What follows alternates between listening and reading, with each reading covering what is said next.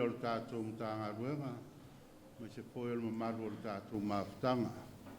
A tono steimi ia o na saunoa le o le tātou Tama e whawhiruai, ia lo tau pa ia mawalunga. Ai au tutulai ma le nganga maulalo, pai eilo leo mafonga o le nei Matagaluega Fou o le apawaina wale noko aparsae lua, ia i Faleapuna ma Lufilufi, ia pa ia lau Finagaluega. Pa iso mātou tala e whawhero i aira o fionga le Tama o le Pulanga. Na o fionga le Akiepikopo, Mosese, Vitolio tui. Ia, pa ia lava o ale a fio a inga sa fio nui vao. Na fio a inga sa le ia sa. Le fio mai o le fionga le aloli. Ia malmamalo le toi whasolo le aio le tupu. Ka oto fo i le isi tu, ia. Pa ia lava lea wasa o whama la inga sa malau. Ma liu mai o la vea o le li o le itu. Ia, whapea fo i le laltai o le atipo niu ma le whasau. Ia, ma le mamalu le asa foto. Ma tu te whatalofa whawhiro i atua i lau fionga a fio mai. Ma lolo le sai, ma lolo ngā lue. Ia, ma lo fo i le manatu mai le nei tu o le tō vine. Ia i tangi atu o le nei whare lua wāle lātou wha moe moe. Ia si whaapaia ma whaavae alo ia i le lātou Matagaluega. Ia wala au tātou mawhitanga atu wātasi o tō au tātou whawhiroa i le fio mai o lana fionga.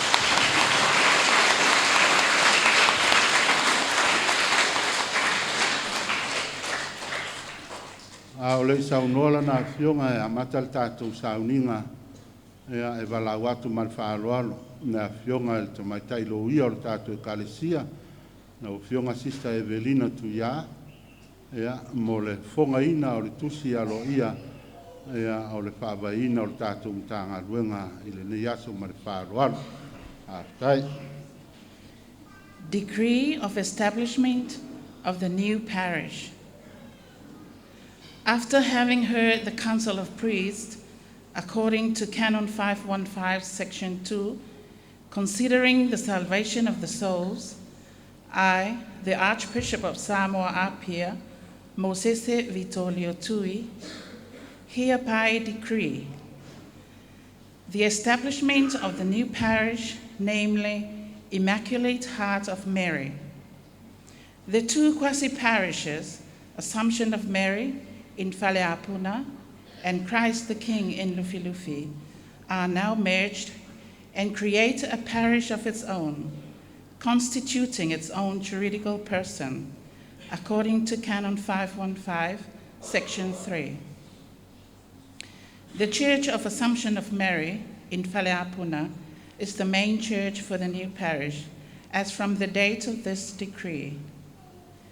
With the same decree, I confirm the appointment of Reverend Father Manuele Vito as parish priest.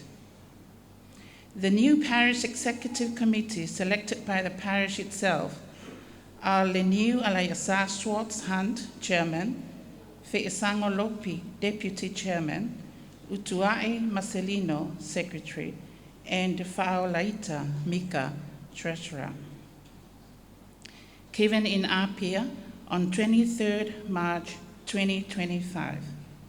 Signed by His Grace, Mosese Vitolio Tui, Archbishop of Samoa Apia, Reverend Father Manuele Vito, Parish Priest, Leniu Alayasa Schwartz Hunt, German, Fe'isango Lopi, Deputy Chairman. Thank you.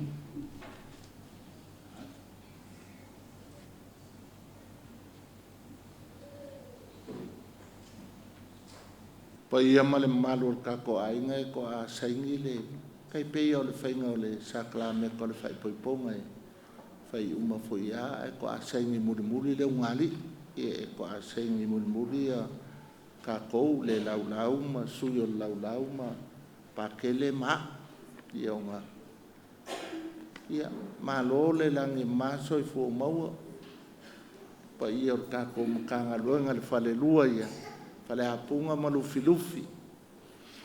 Ia se asofou ngei o kākou loko I whale, e le māsangi ai, le asa fōfoi wa whāpaia e le suafa o le kākou Matagaluega Fou Finagalo paia ngau kā. Ia ai Finagalo mau ki ngā paia o le kaupau o Maria kākou. E a inga le lei lava, e mo ia le ua le koe o whaakasi le ia kākou mangau kā. Ai o le lava e so whaakasi. O le Finagalo paia ma le Finagalo mau Maria o le mea e kasi. Ki ngā malongalo mea ngā o whaakai le kou wha mamao, le kou wha loko, a le paia o kākou whale lua. Wakasi ai e kākou ke o le Finagalo mau Maria, kākou so kau au, ai pēr ma le Finagalo paia o Yesu le wa ku mau ia ia ngau kai I whale wha. Mua ia ina mua.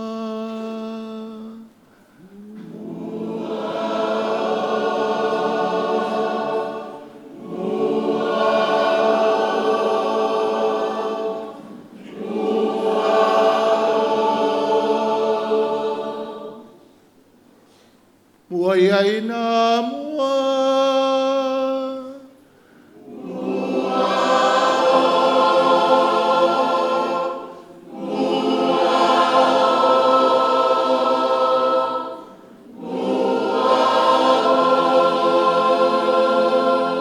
Mua ia ina mua.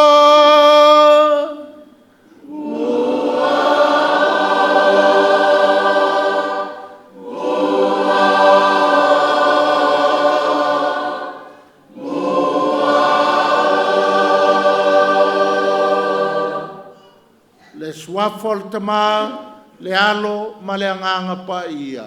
Amen. Ia whatasi le lima outou. O e mau o le tino ke liso. O e mau o le sakala meta o le ola. O ai tātou o lona nu. O ai o e mau o le nofoanga e fio ele anganga paia. A fio mai, me lei fua mai tō whanga, ma ota malawa, le paia o le tātou whale lua, le nei asu.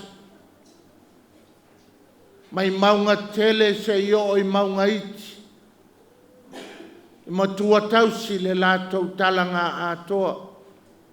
Malu pele ito le oe la Afioga Patele Manuele Vito.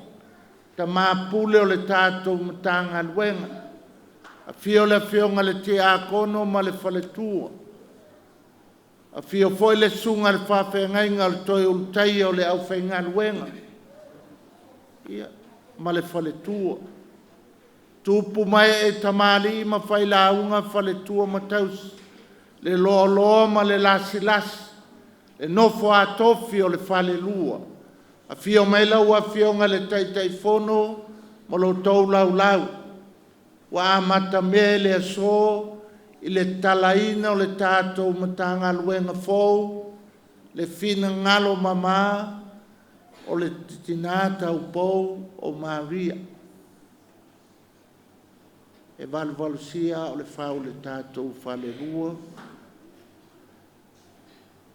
tātou umalava, a mai le Finagalo le tina paia tātou te amata mea ai, tātou te tiu wha amata la o e le nei tai au fou, e le masani o na tātou pēnei, a le wa whai se tātou. We turn on a new page today. Wo mai whatasi Lufilufi ma Faleapuna, lo tau Pule lea, sa o wha la lei, le Finagalo mama, wa mawhai ei o na tātou a inga fisila whai, le nei tai au fou le asalo na tolu, le tātou savalinga o le whanga fulu. A whio mai au ngā whaapaia le langa, ta mai taisa, e mamalu ai tātou mea nei o sau whainga, whaatas. Ia, e le tu ua fo I tupulanga talavou, e pisa o, e loa ai le whaile tātou lotu. ia e a mata lava e o mai o tō finangalo mo le mātou whāmoemoe, tātou to ele ma whātou e se lo tātou matai le langi, o ni ane o tātou lape mani se tonu ti ai i nuu le ainga, ai o mai tātou tā i luma i le whaamangalonga ma le angalofa o lo tātou sili ese.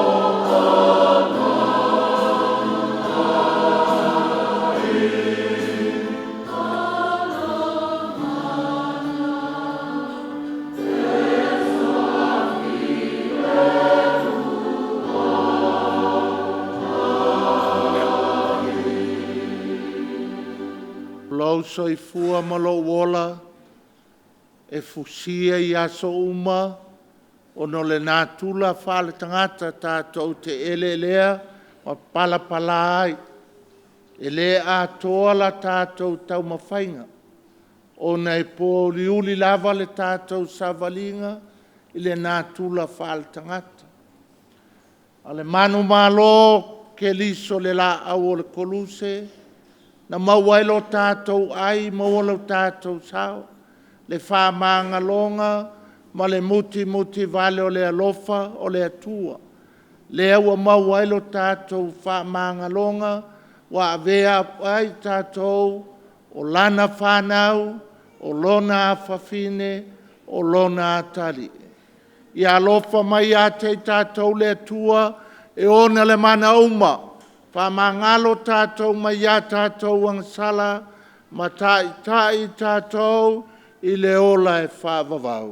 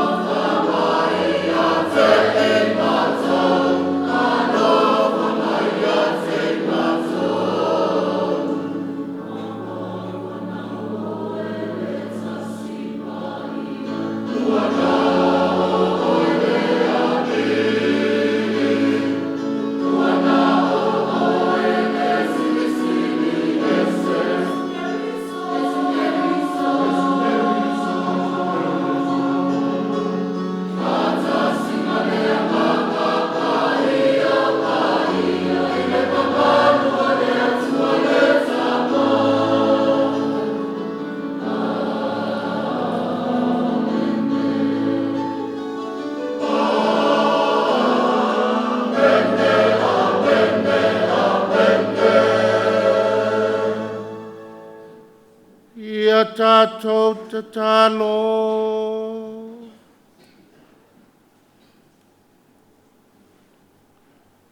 Le te maene e saunia le loto le tau pou pa ia o Maria.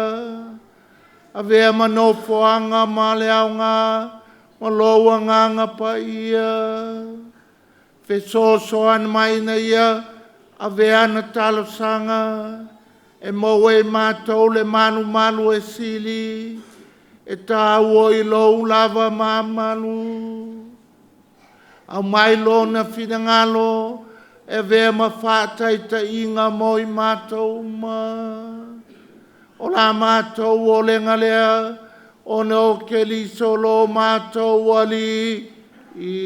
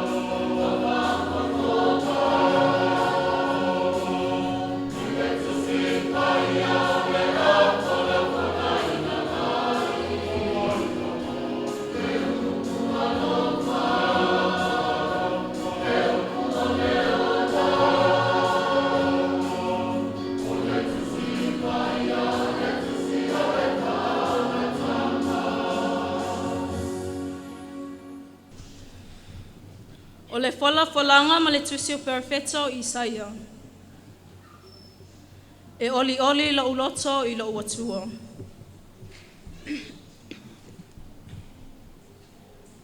E longa la tau whanau inu ese.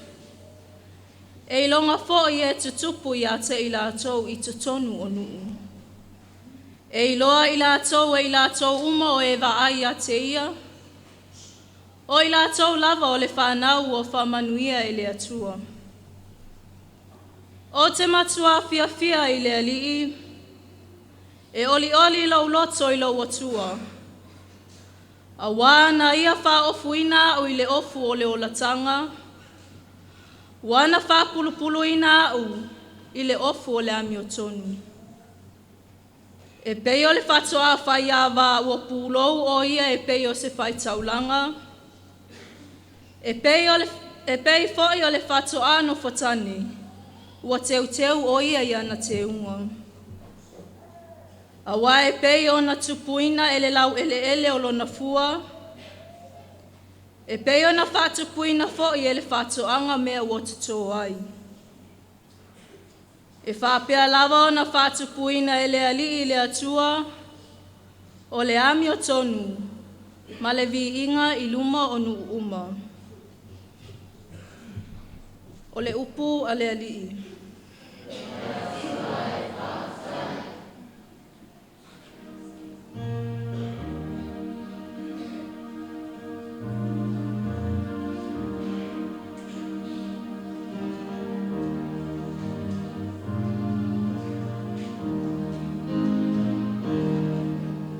Oh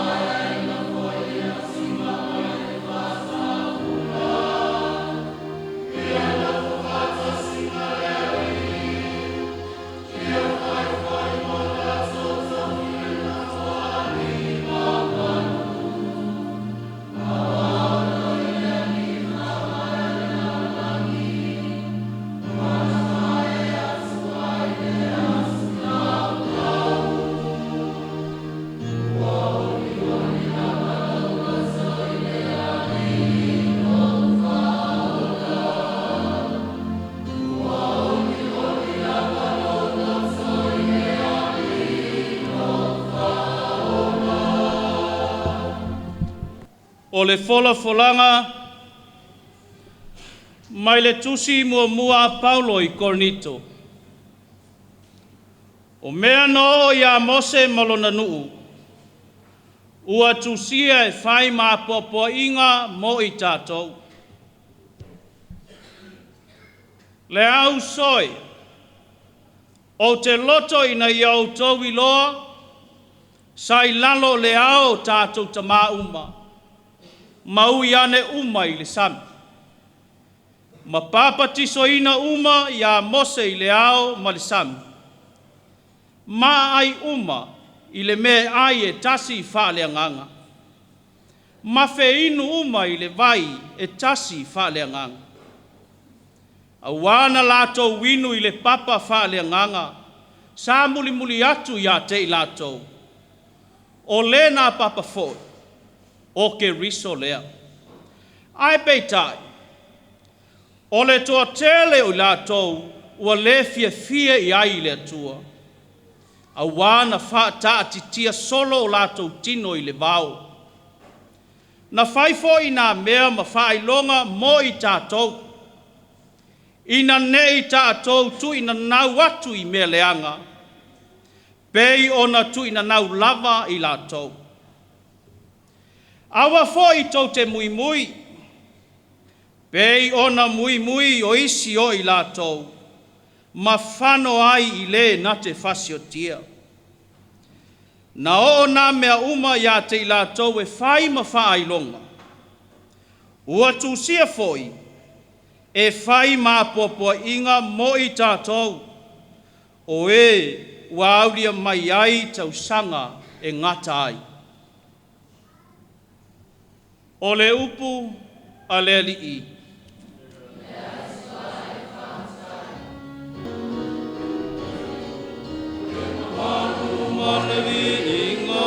O le mamalu mana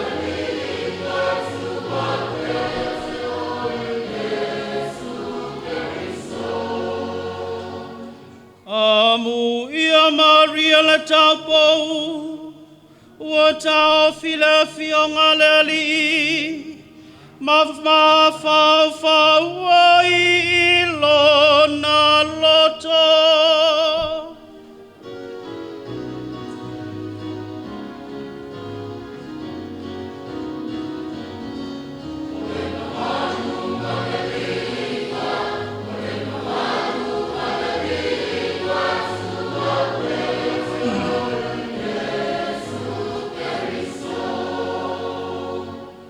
Ia whatasi le lima o tou.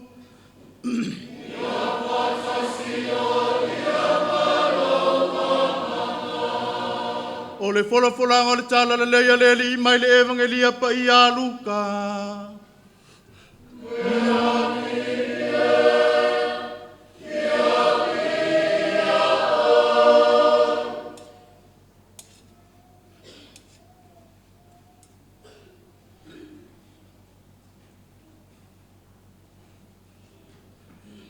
O I maua malou Tama, sa masa ili lava ia te oe maletinga.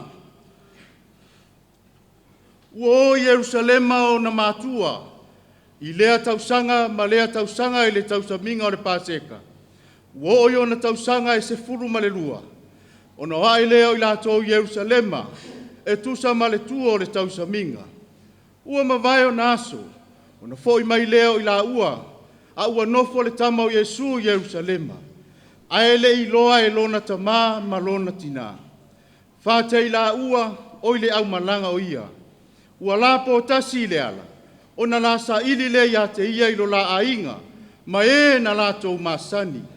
Ua le I loa o ia. O na la fo ia tu le Yerusalema. O sa ili ia te ia. Ua mawai aso e tolu. O na la maua I le o ia I le malu. O nofo I to tonu o le au awao. O lo whaalongolongo ia te I la tou. Ma tau fesili ia te I la tou. Ua matua ofo malava na whaalongo ia te ia. I lona poto mana upu e tali atu ai. Ua la ofo na ua ilo atu o ia I la ua. O na whaiane le lona tina ia te ia.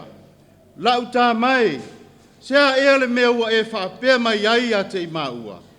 Whauta, o i maua malou Tama, sa masa ili lava ia te oe maletinga. O na whai atu le o ia te ila ua. Sea ele mea na o rua sa ili mai ai ia te a. Lua te leilo ea e te tau ona o le fale o lou Tama. A ua le langona ila ua le upu, ua whai mai ai o ia te ila ua. Ua lato o ifo ma ila ua, ua o i Nasareta, ua ana o ia te ila ua. A o lona tina, ua ta ofi ia mea uma i lona loto. Ua tupu le poto ma le tino o Yesu, ua alofangia o ia ele atua, a toa matangata. O le tala le leia le alii.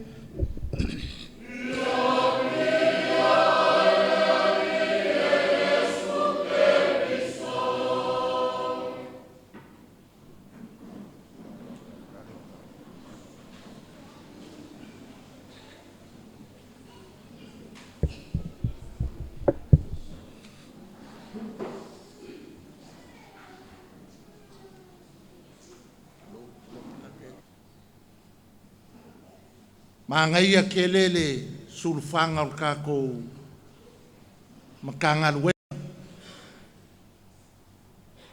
Lei se me sili lo le mai o le vikuki o le Taulaga Paia. A le vikuki le whaasingo i ake ia. O longa finga ngalo mama. E so kau au ma le finga ngalo pa ia o longa alo.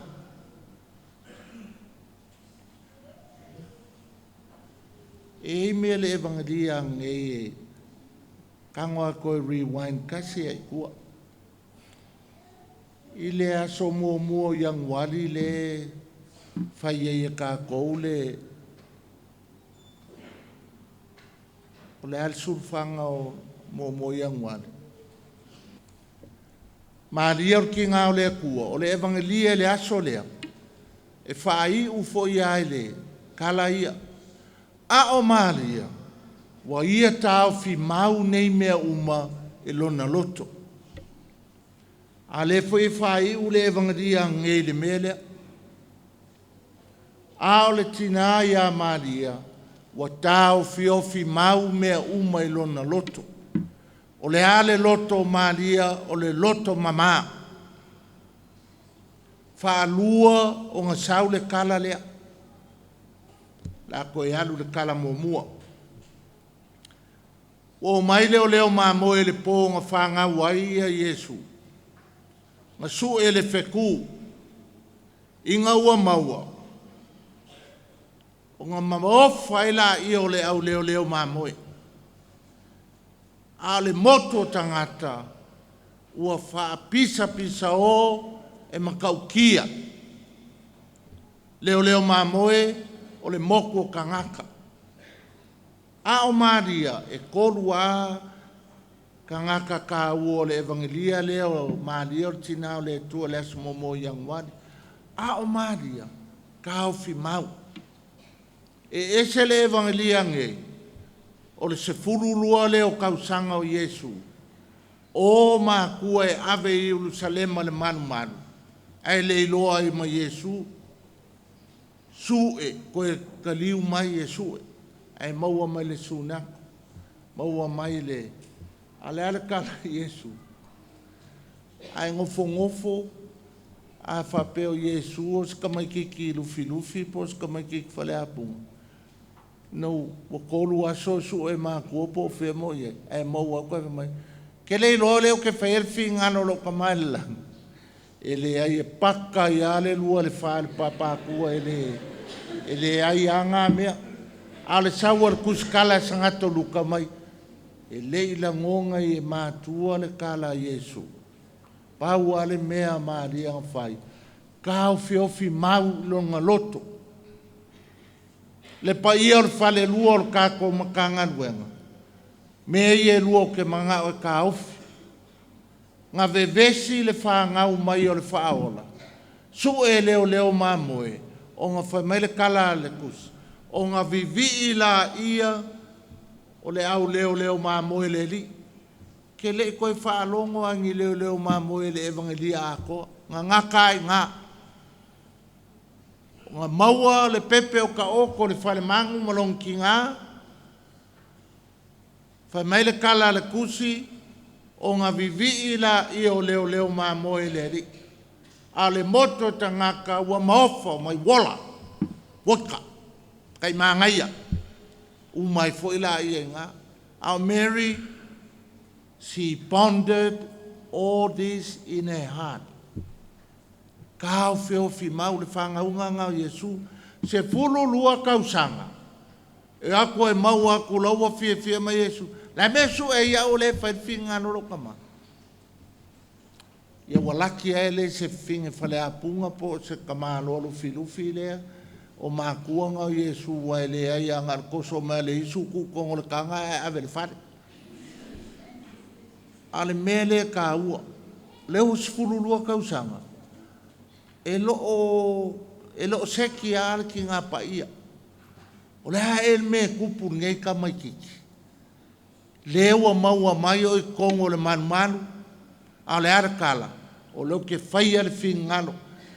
Wha mai le whai unga le evangelia ngei. A o Maria. Wa kau fio fi mau ngei mea.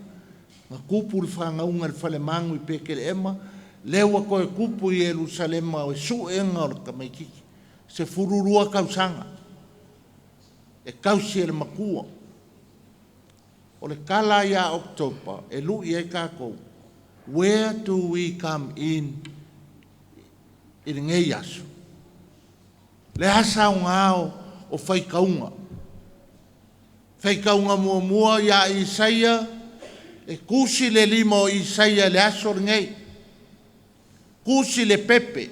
Kusi le ki ngā paia. Ao le al mela o fua mai.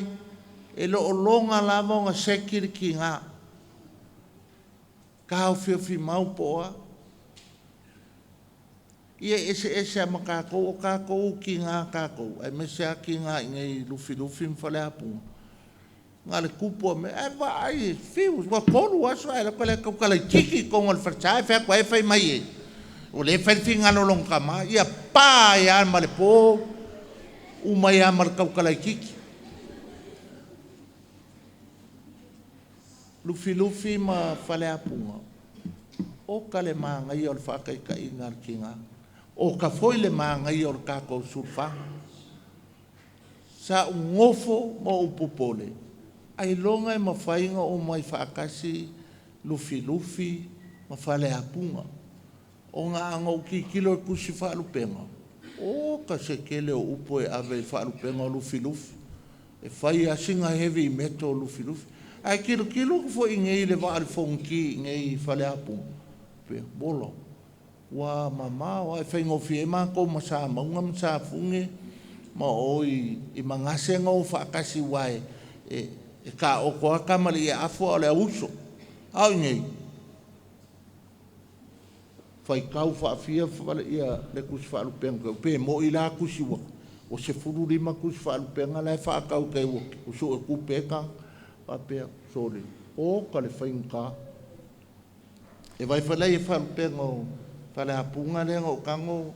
Fiu whaafhaingo fie. Fio mai o ngafa malo sina whaapea swafa. O sao au kala. E uma o kengia o e se ngafo le se o me. Lau whakelai ngā mori o mara o kou ainga sa mori o. Mari umai le ai lawa whaapea le wa au fonki. Ia ale kele i o isi mea le kusi whaalupenga. O ngei, kia ai umai e whaalupenga, al kaku whaalupenga. Fi ngalo mamao Maria, lava ngā. Kipi umai e mea.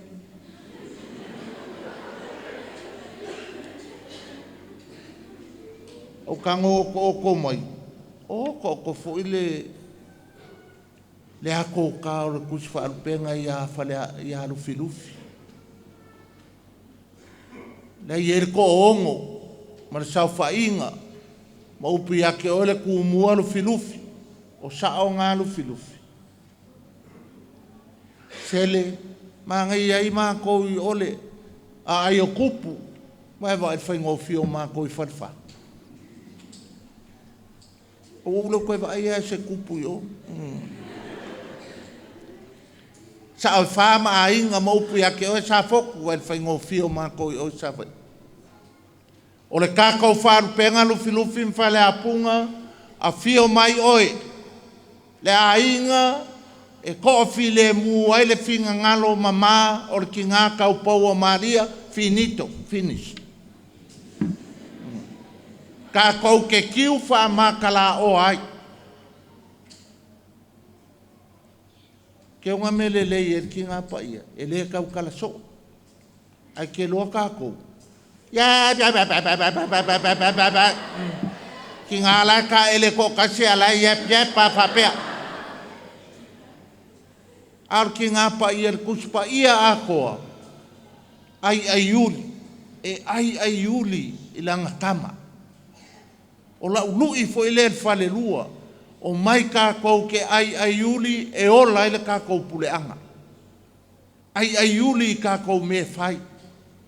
Ko kongu le moku i upolu ngei, whaapea pe a kao whai masala whai. E le whai le kele o upu. O leo wa ngofu mka amil milo. Wa fumfo le meo le kele o upu. Al kele o upu le pepelo i o isi upu. Whai le mea ki ngāpa ia. Action, action, action. Pau ar mea Maria ia, o le whaakingo. Le ar whaakingonga, e wa ai po le ar me mo mia i langkama. Po le ar me mo mia i Yesu. Faleapuna ma Lufilufi, o mai kākou ke whaakingo. Ka pē le kākou kau kalaso. A misa nge iau mākua. O lo ki ngā, yap. Alo kamau ka me far piko ile le ya le nga vai kai o lo kama ile ka ukala par kala lo kama lo ki nga wa yo mi nga ki ki me ka kai lo fal vale lo ka kalso ai sa o yo kala lo kama aka ko ka kalso fa pe aka ko ka ko ke poko ele lo ko kilo ko me ka ko kala ne fai. E pa ia or kākou Matagaluega mai maunga kele se io o se kasi piko i kiki. O mai e sui se mea fauru kākou Puleanga. Ia leo lai kiki upu makala, ai leo kele le whaakingonga o le kākou whaakou kua pe o Maria. E umara kusi pa ia le men kala Maria ngaka le amakanga. Ngal sawa o kapinielu, pum, o oile la whaimau. You know? Ale pau anga o kalamalia, e sau fo le kalamalia. O kalemanga ia. Vivi ilo uloto ile ali. Wa ile ma, au kako, ko mumu, fai kio, he kio, kako. Ese a kako. Pau anga o kaiminga, open ai le fofonga o ki ngapa ia, e sau upu, o upu e vivi, ma upu e whaafkai. O ai ia. Koso ai le kua le kangaka e loko mama, koso lava ave ele whaaya hea.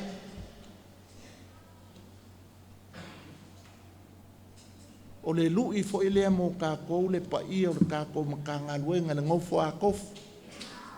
Kupu mai e kamari im whailaunga wharekua makausi, loloa man lasi. O mai kako whaia se mea fau. O le vivi i mea kako ke whaia. O le sa kolu ngei o le whanga fulu. O langa nge evangelia.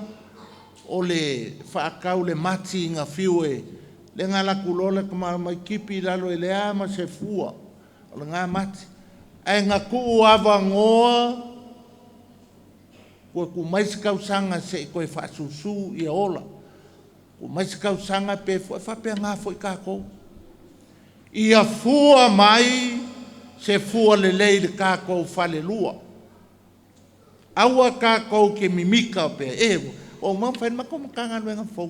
Me ol palungi lang moanga pai. Kusa mar ko nginga le fa pes. Lang or falsa E condition uman man ko farsa. Ai le lava la eve vela kong yo. Awa kako ke mimika, ai kako mimika. Ile fua e fua mai kako Matagaluega Fou. E dangerous i o kako ingoa i se siku. Wa e whainka whaakino. O le ponga le kako surfanga. Wa sanga ko e misangi makawhale i kongo le kako Matagaluega. Ai sea, e le ko e misangi fingalo mamaria. Ia, make foi o koko a fi pikir me siringa whainka. O le lui mo Faleapuna ma Lufilufi. Sanga ko e misangi ungali.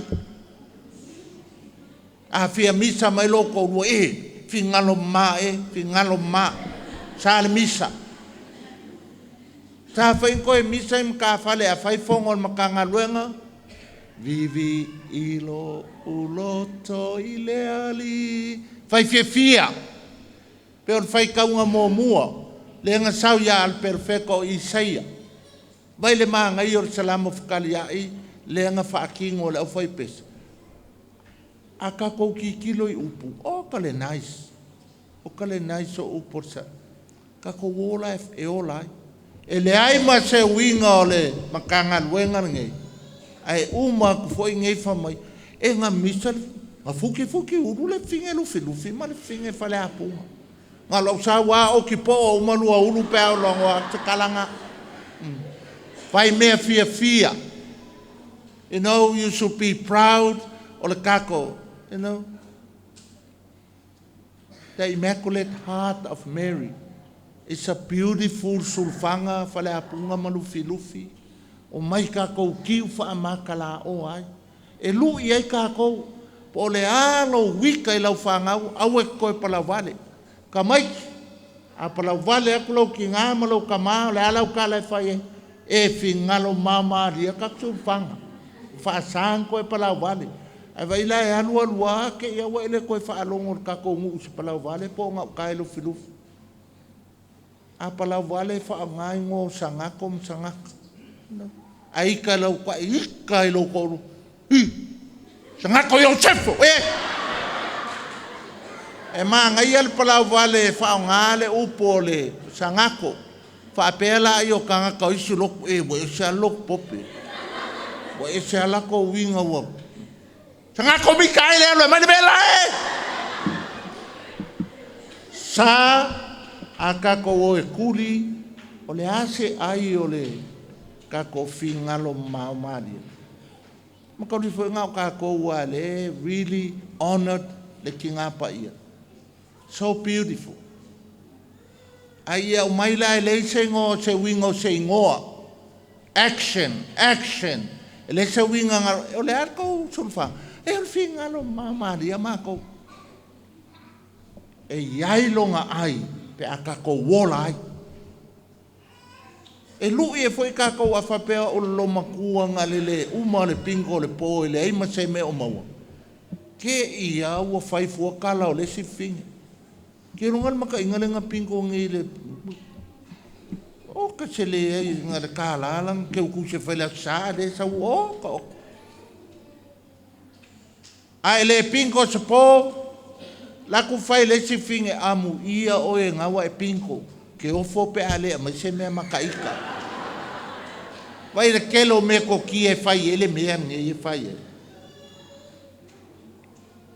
o lo musu mai pa ke le ulava ke alu anga lo ke fia a umala kala bala wa ku mal fa lo alo ka ko la ka ko Matagaluega e fai le kalo e fa pa i ai ka ko Matagaluega ai se umar ko mio saingi ka ko pepa perfect lo ka ko ale upu muri ai ka ko ka fe fi mau Lufilufi Faleapuna ka fi mau awanga le kupu al mea osolo ngofo le leima pe bo o ke alu i po ke alu ko fai lola i o saukari o le mele kupu le vevesi ka ko Pule am mas sawal ka mai kala kasi ya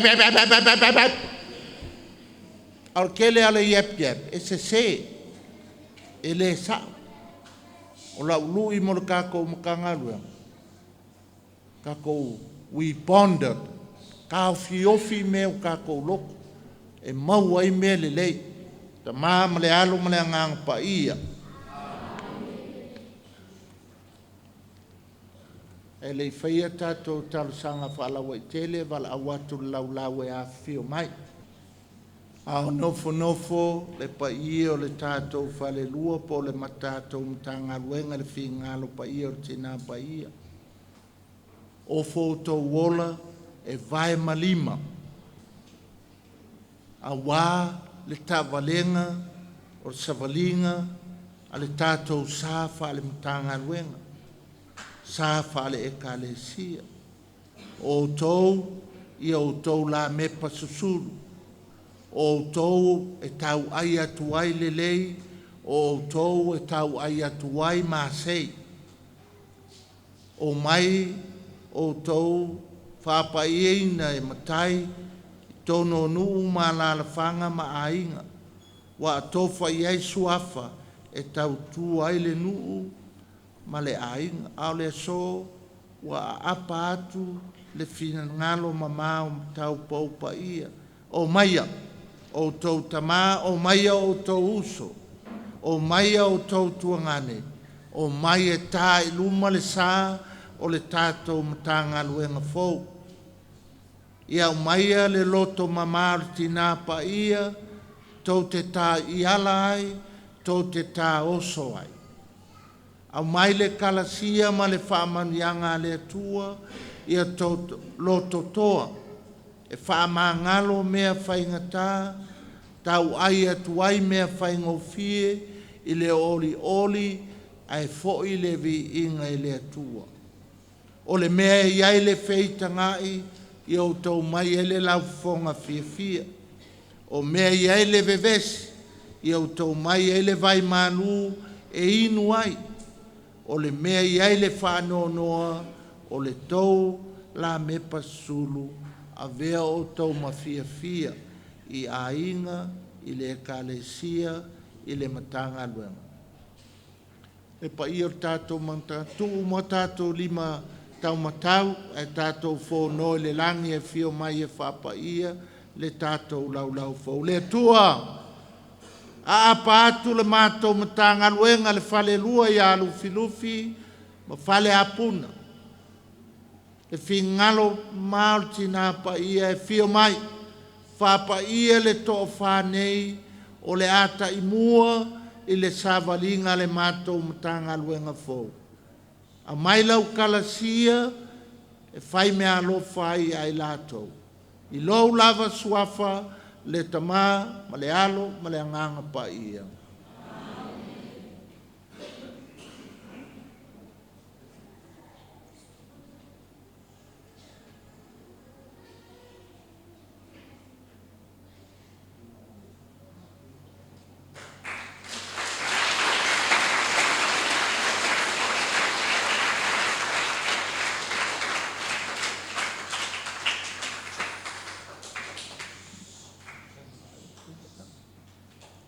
tatou tutula ai mo tatou talusanga whalawa I tele. Talo mo te Paia. Ona uso Akiepikopo o lo whaau le whaiva wha apostolo. Ia bea pere latu ngā ruenga ia matai iala o le ola whaleanganga. A wale nu o le atua I so se mea. Tatou o lenga le I le li. Ia, tatou mori le atua, tatou Tama la vore puleanga. Nana Afioga le Akiepikopo ia malutia lona soifua ia aolofa o le atua I lana tausiga. Ia iai poi le whaoloanga le atua le tōwha. Ia wā le tausiga ma le tauavenga o le soifua whaleanganga. Tatou puleanga ma Samoa. Tatou o lenga le I le li. Latou umaro balauina I le atua e fola lana tala le lei. Ia, tatou puleanga ia maise o atunu I fafo so se mea. Tatou talo I le atua ia mana latou ngā ruenga mo le whaolotanga o anganga. Tatou o lenga le I le li.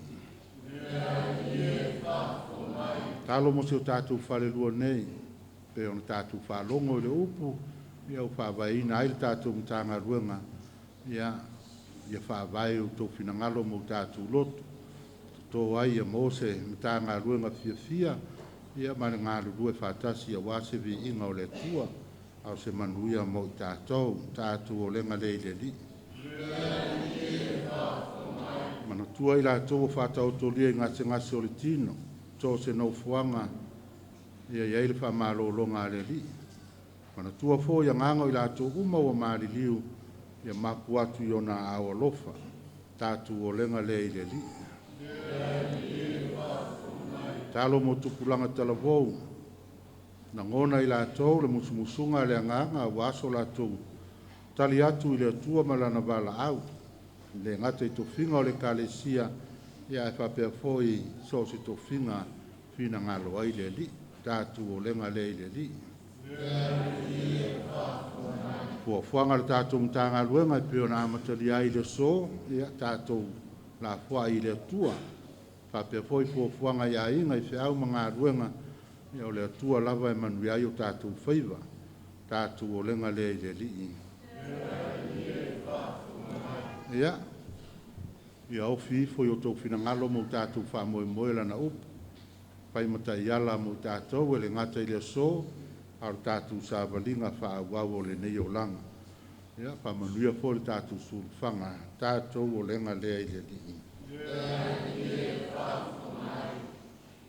Tu whātase o tātou mōmoonga ma le whautua se o tātou tina lona loto mā tātou whapei fo se o lofa le sina te ngāra ngā lofa o lo mātou mātou whiwhia lo mātou whamoe se o lofa alanga ti ato e mātou whaimata te sewa mana lo hansi Manuele le nua whanua le nelo mātou whatua e whasamai ati mātou whonga lofa amai fole me tase me e whanai e supo nio ala o e Maria taupo wanga le malama lofa malama tātou o lenga malava o no keliso lo tātou wali.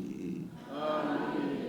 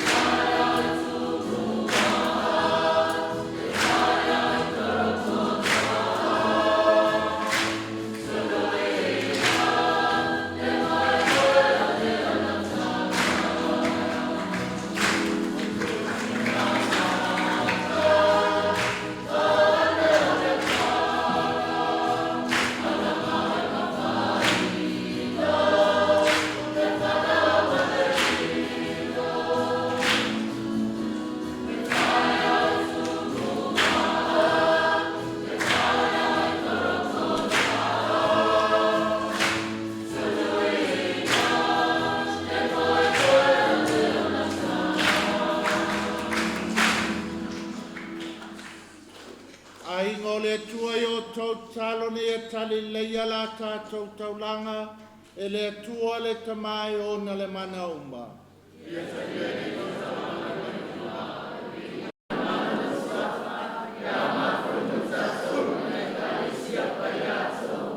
Le ali e talia talasanga mataulanga o mātou mori ato no Maria, le tinao le atua. Pāmali e ina i lau fio mawai lau sosoani, ma lau wha mangalonga.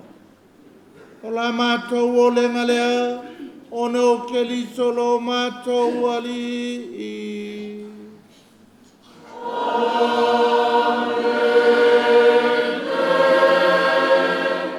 Ia fatasi le ali I moto. Ia fatasi o ia manoa mama. Ina sia I o toloto. Ua fatasi ia ia sawine ali. Ia tatou faftai. Le lilo tatou atua.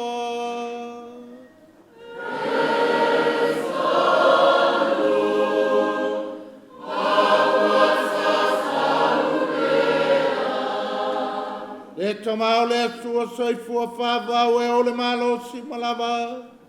O mita mitanga mātou e whaftai ate oi. Au mātou whamalu. Le mātou surufanga le mātou mitanga luenga. O mālia e lona finangalo mama. Wa vea leo ma mātou taiala. Ona le mana o le anganga paia. Na vea ai mālia le tinatau pou. O lo walo e totasi. O lo mātou alio Yesu Keliso. O le mala malama tu mau le lalo lalo. Ma fuanga ia mātou whātasi ma angelo, ma le ka angelo, ma upa ia umai le langi, au lātou suina la lātou pese whai tū mau, o lovi inga.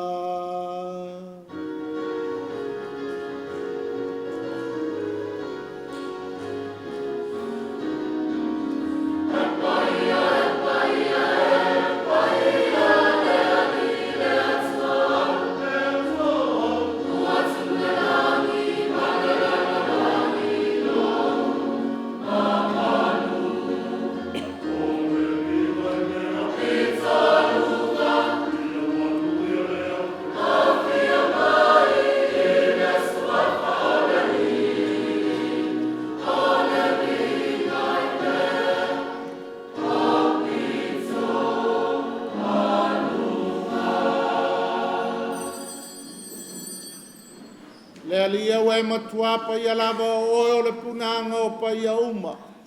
A wina mai la wanganga e whapa ia nei mea lofu. A vei la tō moi mātou o le tino ma le totu o lo mātou wali o Yesu Keliso.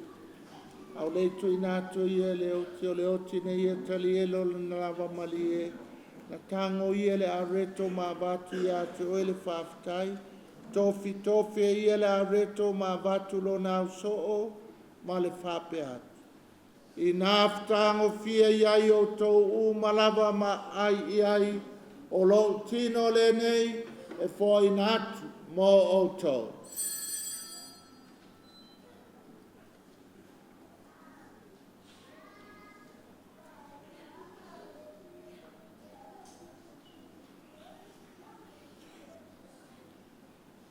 Mai ele tau maftanga na tango i ele to e watu i ate o ele whaftai ma le vi inga, to watu le ipulo nau so o ma le whape atu, i nāwhtango fia iai o tau u malawa ma whainu iai, o le ipule nei o lo toto, toto le whenga inga fau ma le whawawau, o le a whamalingi ina mo o tau ma tangata uma, mo le whamangalo ina o angsala. Yo tau whaia le nei sauninga, ma whamanatu i a te a.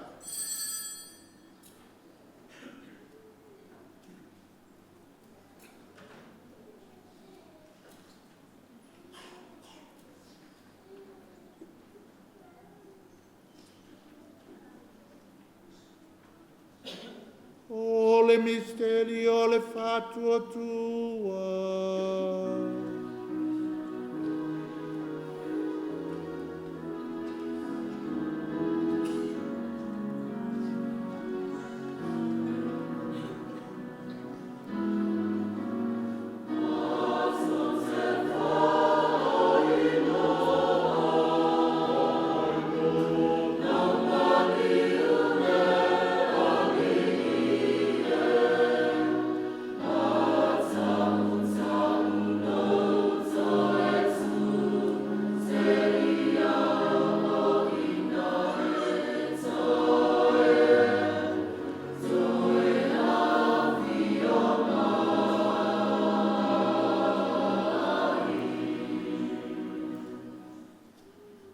Tungolon maliu malon toi tu mātou te mori a te o le tamae, le nei a reto le ola ma le nei ipo o le whaarutanga, mātou te whapta i atu i a te oe, wai alo i ei mātou e tutu i o luma, mau au nei a te oe, fe soso anu mai a mātou uma, o ewa mātou whanga le tino ma le toto ke liso, ina i a whātasta si ei mātou, i le mafutanga e tasi a le anganga paia.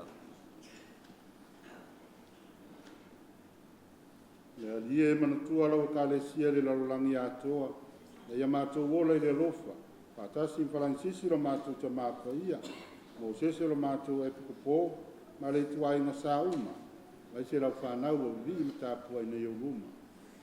Manatua o mātou uso matua whawhini, o fo yatu lo la to malolonga ma fa mo mo le to tuai ya italia la to fatasi matangata mali di uma ile mala malama o la wo fia alo fa mai ate ma to uma la na ia ma to o nga ma to te wai fatasi le ola e fa va ma real tina ta po le tua yo se po ia la na tani la wa apostolo ma la po ia uma o e na fatino ina lo finangalo tu kulanga uma ma tau te fia vin whane ne whatasi mai la tau la fio e la ti lo walo o Yesu Keriso.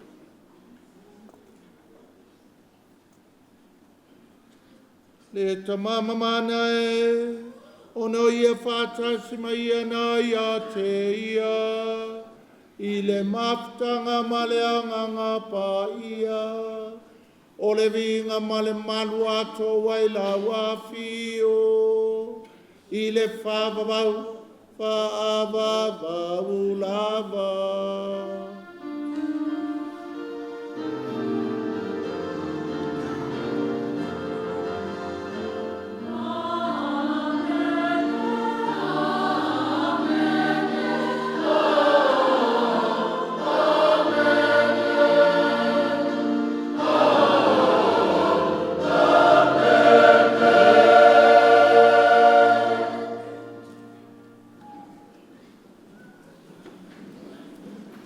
Tātou talo ma le whalong lango le tama, le tatalo na wau e ke liso mo i tātou.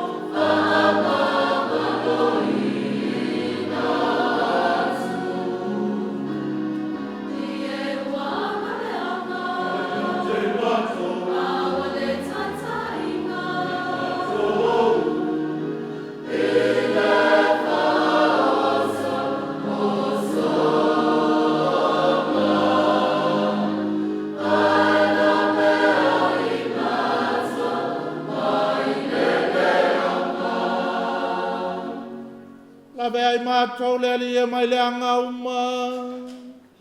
Au mai a mātou le file mui o mātou aso. I loa lofa muti muti vale. Pasau mātou mai le angsala. Pui pui e mātou mai atu ngalunga uma. Au mātou whātatali atu ma le whāmoe moe fia fia. Mo le fia mai o le mātou whaola. O Yesu ke liso.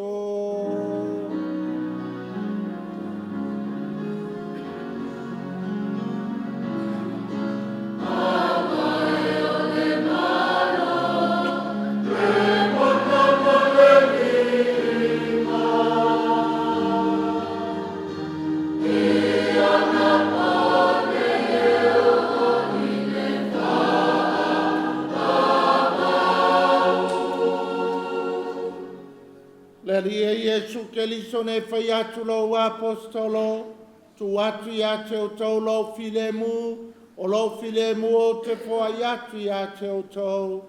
Awane e sila sila ia mātou wangsala, a le whātu tu o lau e ka le sia, ia mai mātou le filemu, tase o lo malo, lewa e soifuai le whāvavau lava. Amen. Ia te o tau tu maule alofo ke liso. Whaasanga le tangata e talane mai e whai atu iai, I love you.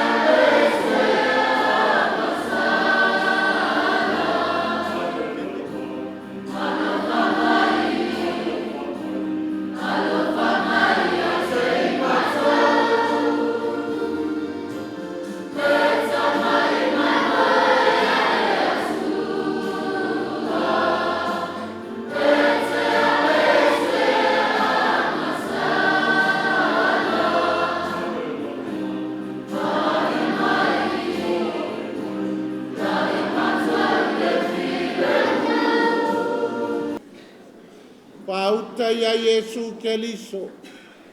Pauta ile na te aveseanga sala le lalolangi. Amu ia o e mau a walaulia le tali suanga a le tamai mamoe.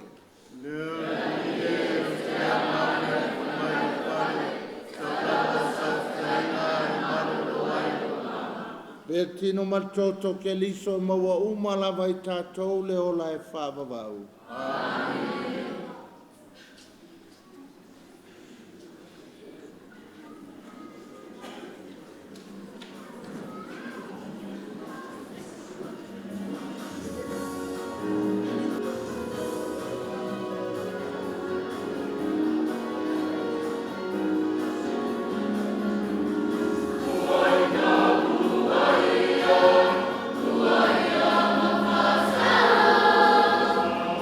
That's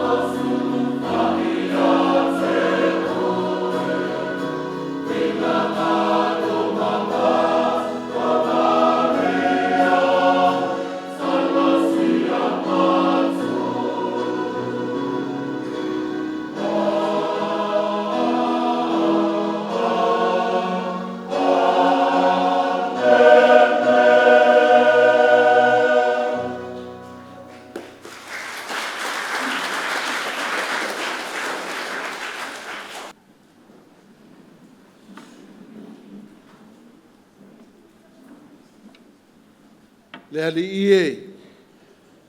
O e tu muina mai ai mātou le sakalameta o le whaalotanga e whaababau. Pe soson mai e mātou e lo whaamalu le tinao lo walo. ni ia mātou fia. I whaula inga o mea lofa, ma whāmanuianga o mātou maua. Le loloto o lau soifua I totono I mātou. Whapaia mai le mātou Matagaluega. Ia vivi I pea, I le whaamalua le tinapa ia, I aso umo le mātou au nanga. Whaia le nei talo I lau suafa, o no keliso, lo mātou wali I.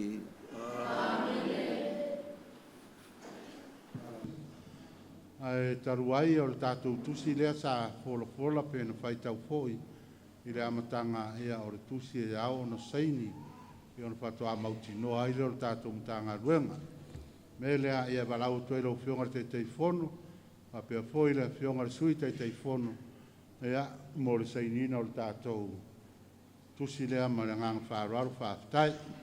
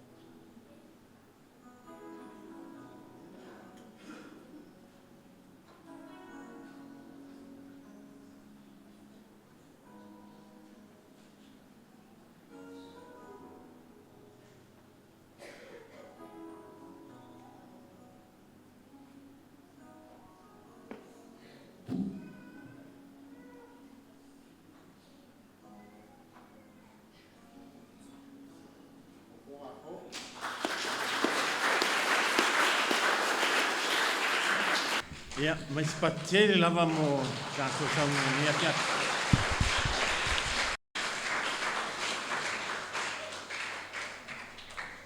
Afioga lo tātou wali whaola I le Eucharistia, lo tātou alam, lo tātou moni. Ai, avea ia lo leo e whai ma whong tau moli le whionga le Tama Pule lo tātou Matagaluega. E me fo I le whionga le tia kongo ma le whawhenga inga. E moli a kuaile nganga Taitai ma le malo I lau whionga. O si aso esele nei Faleapuna ma Lufilufi. Pa ia masa ma whaina lea ua umana tōl matu pala. E lau whionga le whalinginga le mato e kālesia I nei Matagaluega. E le mato malua papa le Fingalo ma Maria. O le tātou moni lea. Le nganga toa le nei aso amui mātou ua awai le nei suinga. O le tātou e kālesia wa vea ma Matagaluega. Ia ai a fua mai le tō whama mao I lau whionga. E mamuli atu le whaatai ma le whamalo I lau whionga mea umalawa le nei aso. Mātango whie mea uma talitonu. E le tau mātiu o manuia fo I tau mātou nei Matagaluega. Wala watu ma le angang whaloalo le tātou e kālesia, ia mai se fo I lau whionga, ia ma le au malanga. Ia, tātou te whātasi le Matagaluega, e le umilawa. Ia na whai e leo isi a tātou tala, mātou tala lea ma le whaloalo lava, ia Manuele tātou whiaka. Ia whātasi le li mautou. Ia whamanuia mai le tua e ona le mana uma le Tama, le alo, ma le Taulaga Paia. Wai u taulaga I nao yo tōu e alofa ma au nātu I le alii. Le atu ai whātai.